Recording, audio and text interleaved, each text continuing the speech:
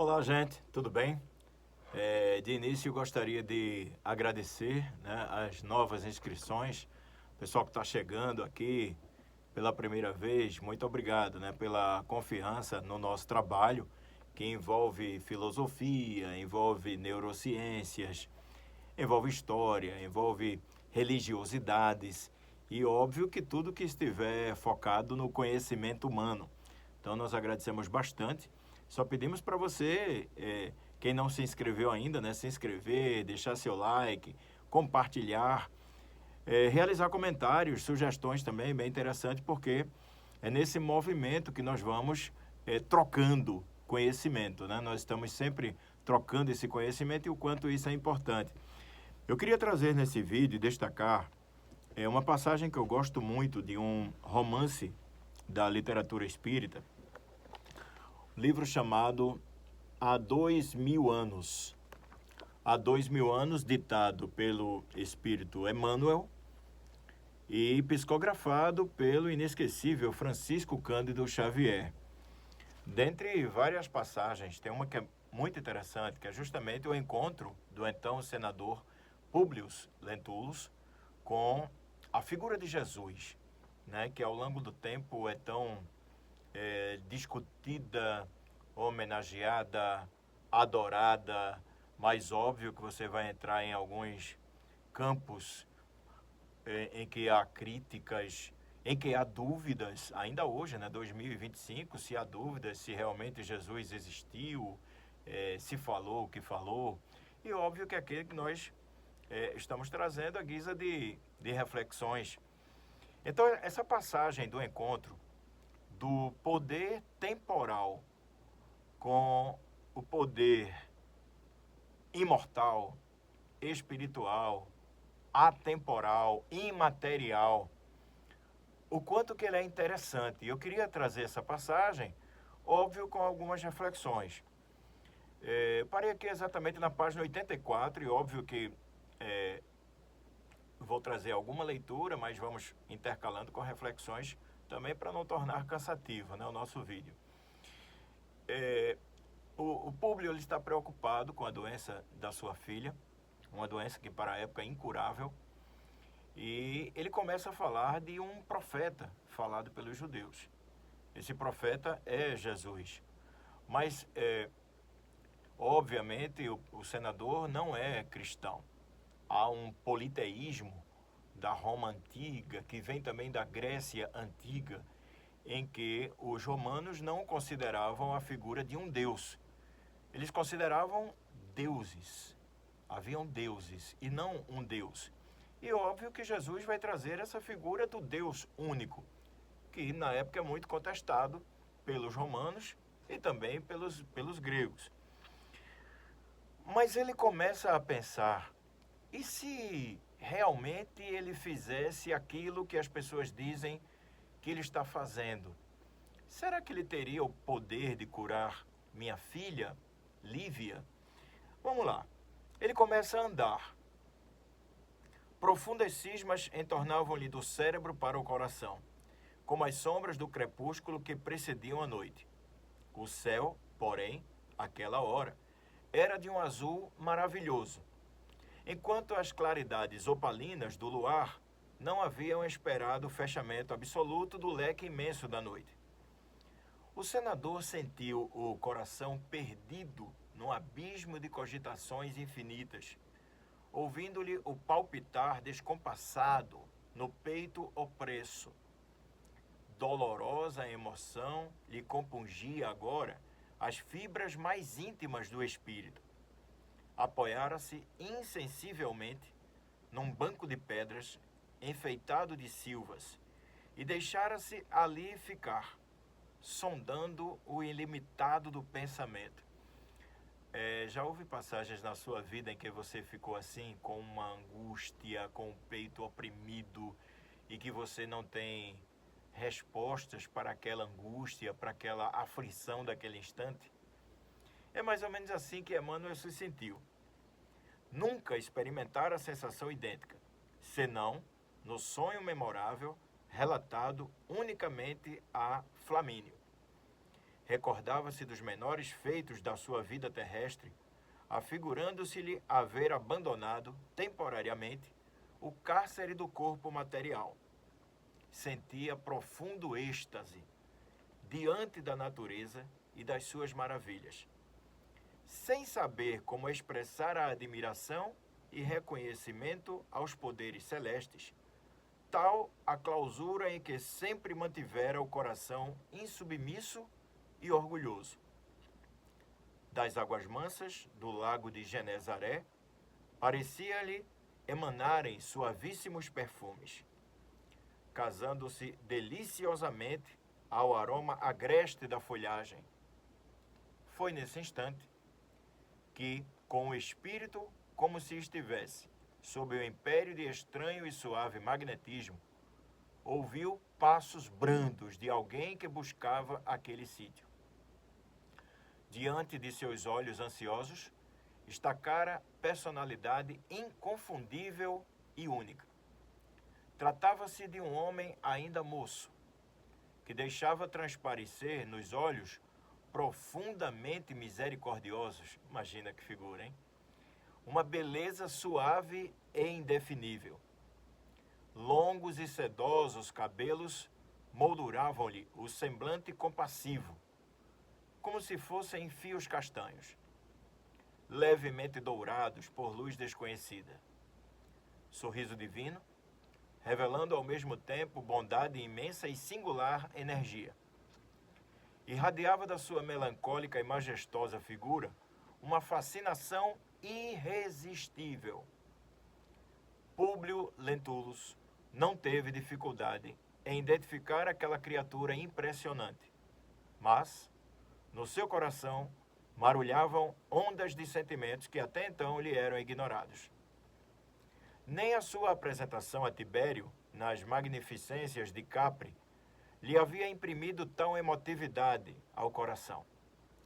Lágrimas ardentes rolaram-lhe dos olhos, que raras vezes haviam chorado, e força misteriosa e invencível fê-lo ajoelhar-se na relva lavada em luar. Desejou falar, mas tinha o peito sufocado e opresso. Foi quando então, num gesto de doce e soberana bondade, o meigo nazareno caminhou para ele. Qual visão concretizada de um dos deuses de suas antigas crenças!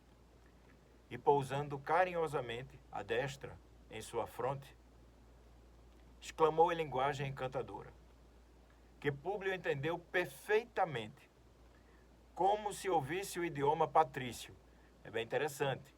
Jesus falava outra língua, falava o aramaico, dando-lhe a inesquecível impressão de que a palavra era de espírito para espírito, de coração para coração. Senador, por que me procuras? E espraiando o olhar profundo na paisagem, como se desejasse que a sua voz fosse ouvida por todos os homens do planeta, rematou com serena nobreza. Fora melhor que me procurasses publicamente e na hora mais clara do dia, para que pudesses adquirir de uma só vez e para toda a vida a lição sublime da fé e da humildade. Mas eu não vim ao mundo para derrogar as leis supremas da natureza, e venho ao encontro do teu coração desfalecido. Públio Lentulus nada pôde exprimir, além das suas lágrimas copiosas, pensando amargamente na filhinha. Mas o profeta, como se prescindisse das suas palavras articuladas, continuou: sim, não venho buscar o homem de estado superficial e orgulhoso, que só os séculos de sofrimento podem encaminhar ao regaço de meu pai. Venho atender às súplicas de um coração desditoso e oprimido. E ainda assim, meu amigo, não é o teu sentimento que salva a filhinha leprosa e desvalida pela ciência do mundo, porque tens ainda a razão egoística e humana. É sim a fé e o amor de tua mulher, porque a fé é divina. Basta um raio só de suas energias poderosas para que se pulverizem todos os monumentos das vaidades da terra.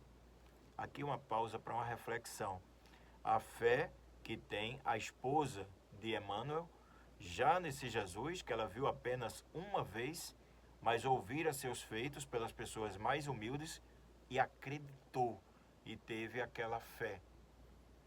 E mais ainda, as energias poderosas de um raio apenas.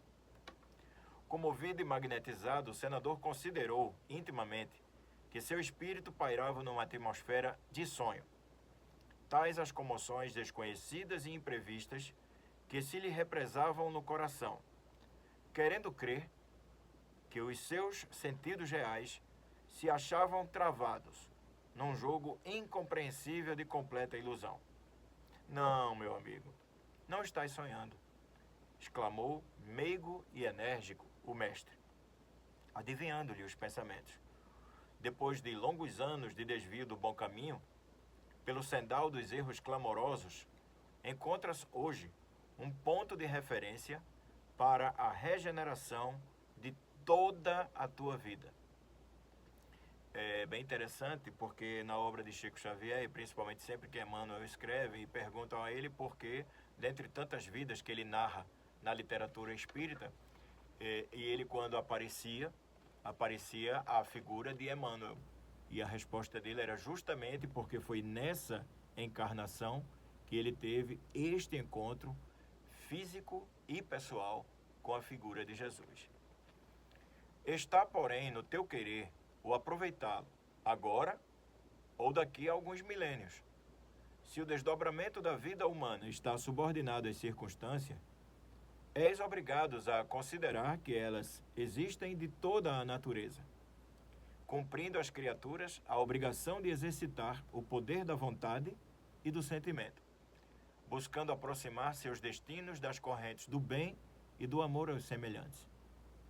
Soa para teu espírito, neste momento, um minuto glorioso, se conseguires utilizar tua liberdade para que seja ele em teu coração, doravante, um cântico de amor, de humildade e de fé, na hora indeterminável da redenção, dentro da eternidade.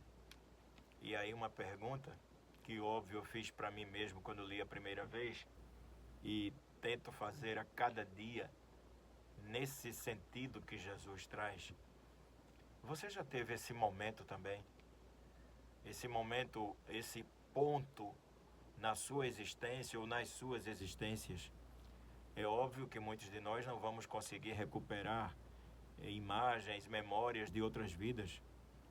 Mas será que em sonhos ou intuições nós já não tivemos esse encontro, principalmente no momento da dor? E aí essa escolha, ela é pessoal. Ela não é transferível. Não é porque qualquer pessoa, qualquer encarnado falou para você. Não é isso. Esse encontro, esse ponto de reflexão, somente terá prosseguimento quando ele partir de você mesmo, de você mesmo. Continua Jesus. Mas ninguém poderá agir contra a tua própria consciência. Se quiseres desprezar indefinidamente este minuto ditoso. E aqui Jesus coloca em xeque todas as filosofias, todas as religiões, inclusive as do próprio cristianismo, todos os pensamentos do plano terrestre. Ninguém poderá agir contra a tua própria consciência. O poder que vem de dentro de si, ou a força que vem de dentro de si, ou ainda a vontade que vem de dentro de si, é que vai lhe impulsionar em busca desse momento, em busca desse encontro ou reencontro consigo mesmo. Pastor das almas humanas, desde a formação deste planeta, há muitos milênios venho procurando reunir as ovelhas tresmalhadas, tentando trazer-lhes ao coração as alegrias eternas do reinado de Deus e de sua justiça. Públio fitou aquele homem extraordinário cujo desassombro provocava admiração e espanto. Humildade? Que credenciais lhe apresentava o profeta para lhe falar assim, a ele, senador do império, revestido de todos os poderes diante de um vassalo? Num minuto, lembrou a cidade dos Césares, coberta de triunfos e glórias, cujos monumentos e poderes acreditava, naquele momento, fossem imortais. Todos os poderes do teu império são bem fracos, e todas as suas riquezas bem miseráveis. As magnificências dos Césares são ilusões efêmeras de um dia, porque todos os sábios, como todos os guerreiros, são chamados no momento oportuno aos tribunais da justiça de meu Pai que está no céu. Um dia, deixarão de existir as suas águias poderosas, sob um punhado de cinzas misérrimas. Suas ciências se transformarão ao sopro dos esforços de outros trabalhadores mais dignos do progresso. Suas leis iníquas serão tragadas no abismo tenebroso destes séculos de impiedade, porque só uma lei existe e sobreviverá aos escombros da inquietação do homem. A lei do amor, instituída por meu Pai desde o princípio da criação. Agora, volta ao lar, consciente das responsabilidades do teu destino. Se a fé instituiu na tua casa o que consideras a alegria com o restabelecimento de tua filha, não te esqueças que isso representa um agravo de deveres para o teu coração, diante de nosso Pai Todo-Poderoso. Essa passagem é fantástica, ela prossegue adiante, a doença desaparece de Lívia, a filhinha do senador Públio Lentulus, e muito mais vem adiante nessa história. Queria trazer aqui para vocês, nesse vídeo, somente a emoção que perpassa esta situação e que nos fala muito. Óbvio que a vida é feita de escolhas, de tantas filosofias, de tantas religiões. Qual a que mais toca o seu coração? Às vezes, nós frequentamos templos e somente observamos as pedras, quando o mais interessante, além do templo, das pedras, é observar o templo do teu coração, o teu interior. Um grande abraço para você, prosseguiremos a conversa numa próxima ocasião. Não esqueça de compartilhar. Um grande abraço, de muita paz, de muita luz. Seja você de qualquer denominação que seja você cristão, budista, hindu, ateu, agnóstico, ou seja, a intenção aqui não é chocar, não é confundir consciências. É trazer luz e fazer com que você tenha paz, tenha luz, tenha alegria, conforme o seu entendimento da natureza divina. Grande abraço, até a próxima.